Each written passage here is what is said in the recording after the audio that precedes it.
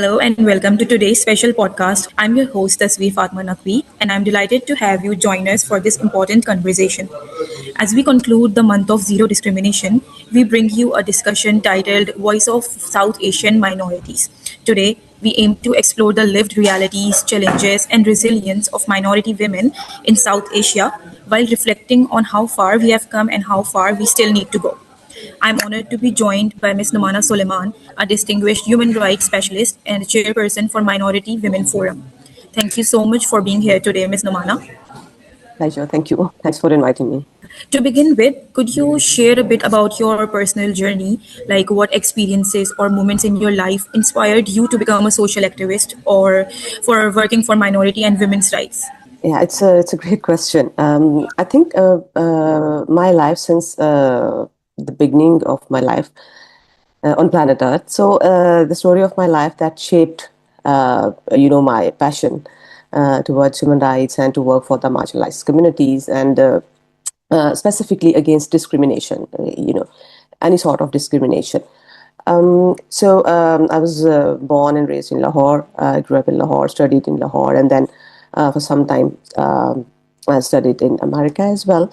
So my studies include social work, political science, international human rights law, peace building, conflict resolution from Pakistan and from abroad. So if I summarize the beginning of my journey and so far, so the one word love evolves around my life. So it's love for other human beings, for nature, for other creations of God. This is how gradually, while growing up, I have been growing up in a community settlement of a religious minority community. So, the day-to-day interaction and memories from my childhood and how the people, they are being suffering on account of belonging from a minority religious community, their daily interactions with the outer world. Even at the same time when I was a student, I was going to school and then college and all that stuff. So those things shaped my ideas that how people are being seen, people are being treated in a different way or in a discriminated way.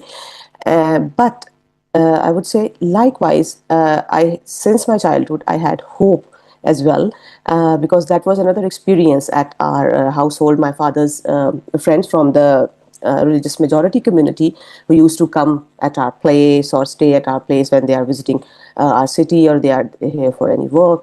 So they would stay at our place, and if there is the month of Ramzan is going on, so and at that time if they are staying at our home, so we would be taking care of, okay, this is the time of their sari or iftari and all that stuff. And whenever the Christmas or the other religious festivals, occasions are here, so they would be coming, with gifts and to greet us and meet, and we would go there. So, I mean, both sort of things I had experienced in my childhood. So that shaped the ideas, okay, if there is discrimination and challenges as well, there is hope as well. There is good space as well, good people as well, who give you that encouragement, okay, how to go about in your life and how to overcome the challenges. So I started working as a teacher.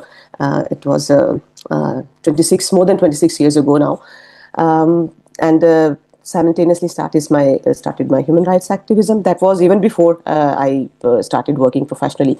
I was working here and there, wherever I see discrimination, so I would always raise voice. So I could not grasp that idea that why person who is similar as a human being with anyone, so why they are being, treated differently, why there are different questions and different concerns and, stereotypes.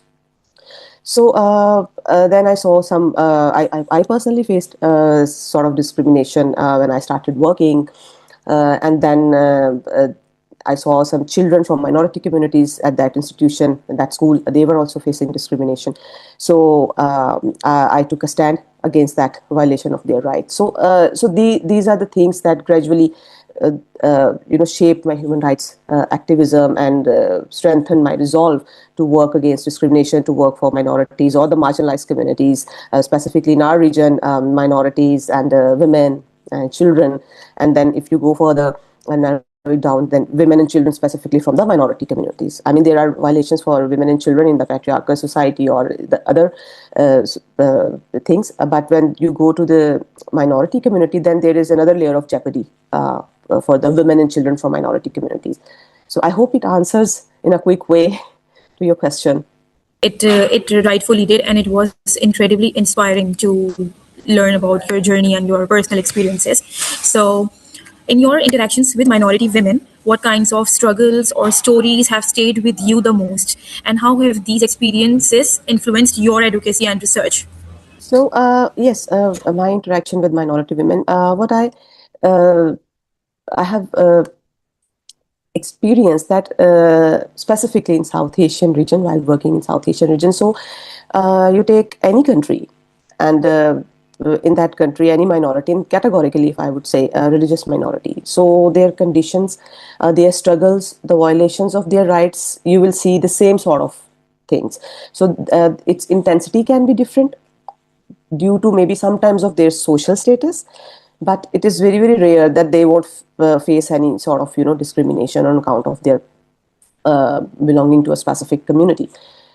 The stories, there are several in those years, but when I heard the story of women, categorically of minority women, that how they are being teased because of their faith, how they are being asked by the majority religion fellows to ask them to convert to their religion.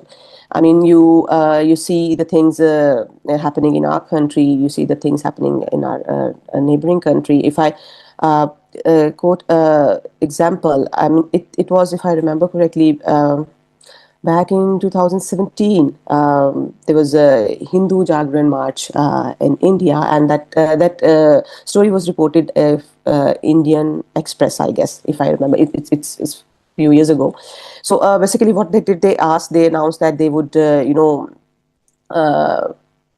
help and finance a marriage of 2100 or something like that Muslim women if they agree to marry, or if they want to marry, or if they marry with the Hindu man there. And same cases in 2020, we carried out, I was part of a research that was being carried out Institute of Development Studies, and that showed, so that was the case in Nigeria, in Egypt, in Myanmar, in Pakistan. So these sort of influences were being recorded. For instance, in Nigeria, Muslim men were reached out by some groups, and those groups offered them financial support if they marry Christian women and if they convert them. Same was the thing in Egypt. So monetary benefits and perks for alluring or for marrying Coptic women there. And what is happening in Pakistan. So it's something, the similar sort of thing that. What strikes me is that despite the fact that all the South Asian states, they know, the governments, they know how these things are being done. So it is what we concluded in that research as well, that this is basically ideologically motivated sexual grooming. So there is a sexual grooming of majority community women are being targeted, but for when the women, or especially minor girls from the minority community, they are being targeted. So the mindset behind is different. So they are being targeted to allure them, to misguide them, and then convert them. So it's basically what we have seen altogether through that research in those countries, that it brings up like kind of a project to build a homogeneous society. So you cut off all the religious diversity from that society. So that the mindset behind that is playing very, very dangerous role. So you see the Muslim women in India, you see the Christian and Hindu women and girls in Pakistan, and likewise in other South Asian countries.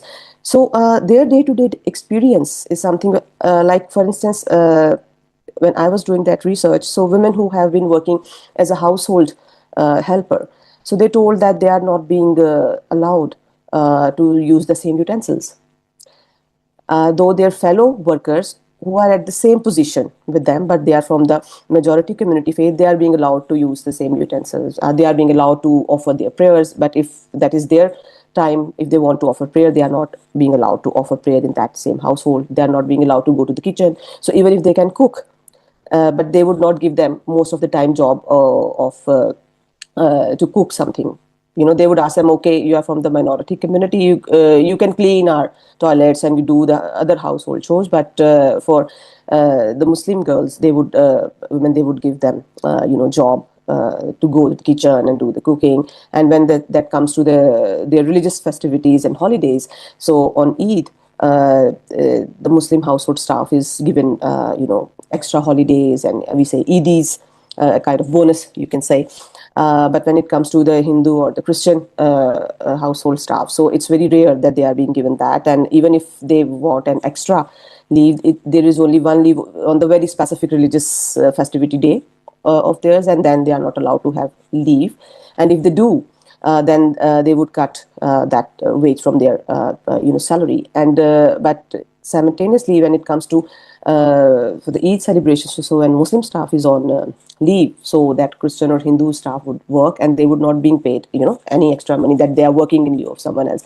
So these are the very striking things. Even girls and women told me that the sexual harassment, the sexual advances, they specifically focus or direct it because when you are going out from a community settlement, so usually the people who are driving the rickshaws or buses, they know that these females are from this or this community, because this is XYZ community settlement.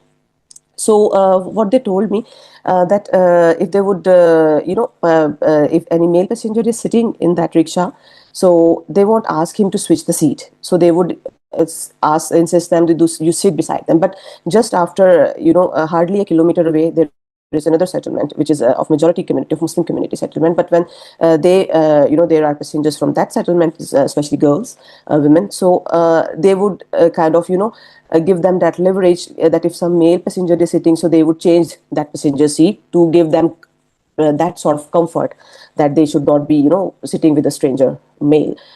So, I mean, this is how at a very, very minute level in our social fabric, this discrimination or harassment issues are, which are already in general as well. But when you look at these, with these vulnerability associated with the women from the minority communities, then it enhances their vulnerabilities, their jeopardies, and their challenges. And in the cases of minor girls conversion and underage marriage, so even though it is being done to the girls from the majority community religion as well, but when it comes to the girl or a minor of a minority community religion, so her freedom of religion or belief is also undermined. So that is an added vulnerability or pressure or violation of her right, that of course her education, her health, and all the things would suffer, whosoever that minor child is, whether from a majority community or a minority community. But it is an added thing that if a girl is from a minority community, then her freedom of religion or belief would be curtailed, totally violated. Meeting with her parents or with her family or with her siblings, with her community, that is being totally cut off.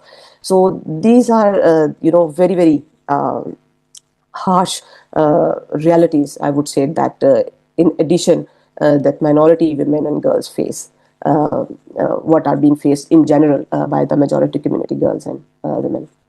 Yeah, thank you so much for sharing that, your examples and your stories. That actually shows the reality part of what we overlook, like things that are mentioned in policies only but are often overlooked, right? So, moving forward, I would like to ask you, having worked with global institutions such as United Nations, how effective do you think international human rights mechanisms are in addressing discrimination, particularly against minorities in South Asia? Uh, I think the international human rights mechanism, they have been helpful, because first of all we have to realize this, which we do not realize in general, that the international human rights mechanism, these are the things that work with the governments and the states. So the state has its own sovereign power. So the international human rights law doesn't work kind of sort of kind of united sort of umbrella upon some the state or the region. So states do have their own independency as well. So I mean, we see when the states ratify international conventions, they still list up their reservations that this and this they would do according per their national law or their norms or their cultures, or this article they have reservation with. So I think the international human rights mechanism have been helpful, effective, but they can be in its real spirit, they can be helpful and effective when that very state or that very government who has ratified that mechanism, they are willing to implement it, because they cannot be implemented forcefully by the sort of naturally that you have ratified it and it is being implemented, or it being implemented by a force, because UN, for instance, is a body that works with the governments and within the governments, not they are not above the governments, or not any kind of that power. So, having said that, I mean, several things we have seen in our context, like, for instance, there have been a national human rights institution in our region. There have been commissions for women rights. There have been commission on child rights. There have been commissions on human rights, and there has been in our region a lot of women friendly, child friendly, minority friendly legislation and other aspects, policies. But again, the question is that how they are being implemented. So when the question comes to its implementation, then there is a lacuna that those things are not being implemented in that, in the letter and spirit, and in that full and a comprehensive way they were meant to be implemented. For instance, you take child marriage restraint acts in our country, and you see how it implementation varies.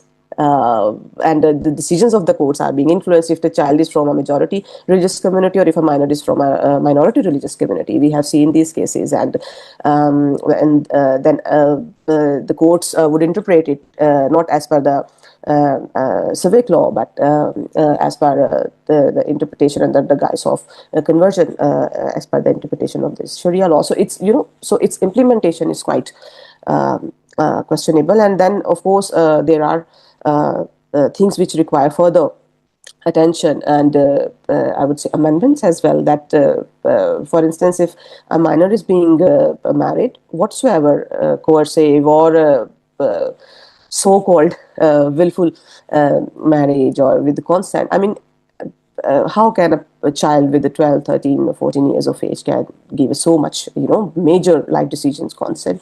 So that the simple thing is that the child should have been returned to the family.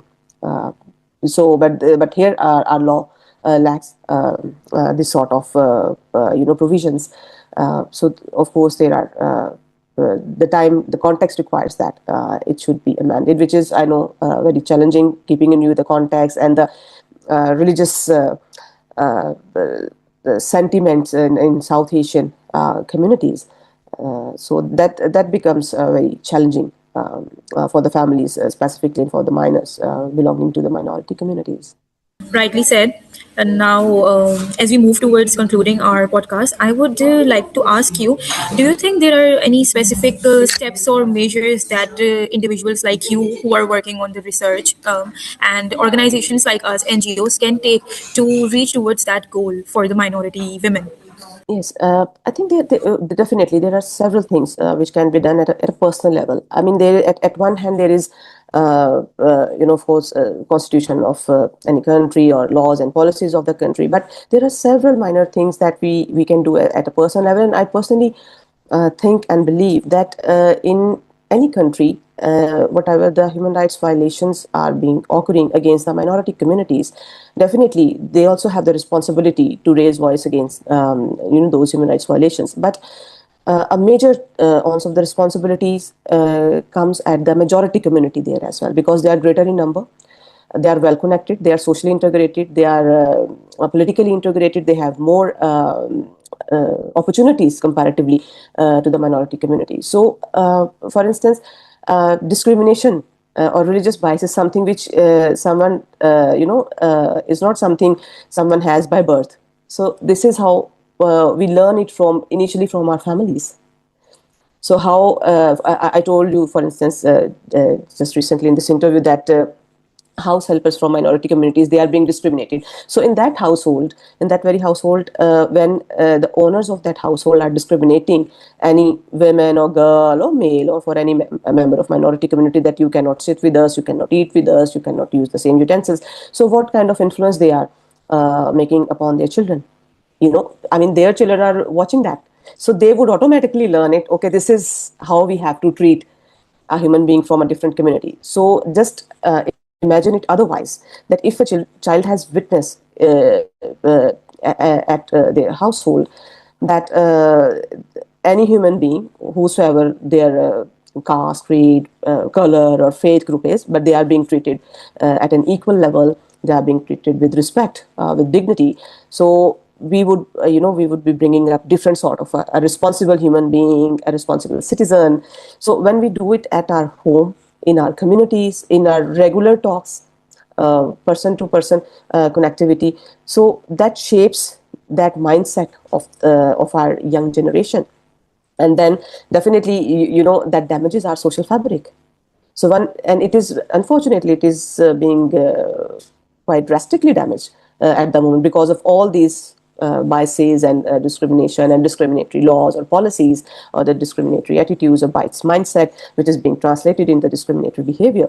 So this is the first and foremost thing which we can do at a very personal level. So while interacting, for instance, with our colleagues, with our co-workers, with our family members, with our relatives, with our neighbors, so we can advocate for the rights of other. I mean, I do it. It's not, it's my passion. So it's not like that I would always work it in my professional space, but wherever I would find that space, and I would think that, okay, there I should share that there is another perspective as well to see the thing. There is another lens as well to see another human being, and to carry out your responsibilities and work and your interactions without discrimination, or without being inhuman, or without that inhuman attitude.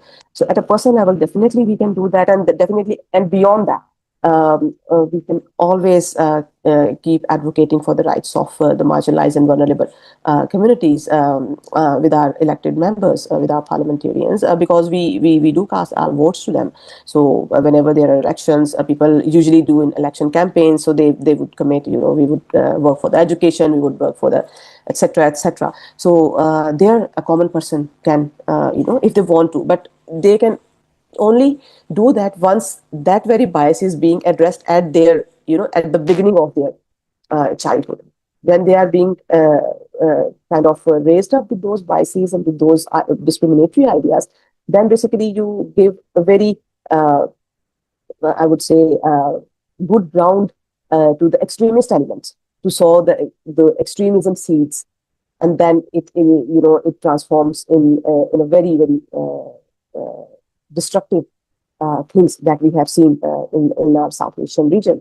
In all that countries, there are several incidents where people from the, I mean, like, have a look at the people from the Dalit community in our region, people from various religious, ethnic, or other minority communities. So there is not panacea, but there are several things, and definitely at state level. A state has the responsibility, because whatever their caste, faith, or religion, or their language or culture is, they are citizen of that very state. So they have the ultimate responsibility to fulfill all their rights, including right to live without any discrimination, the right to life, the right to education, equal opportunities, and all sets of rights, whether civil or political, social, economic, or cultural rights.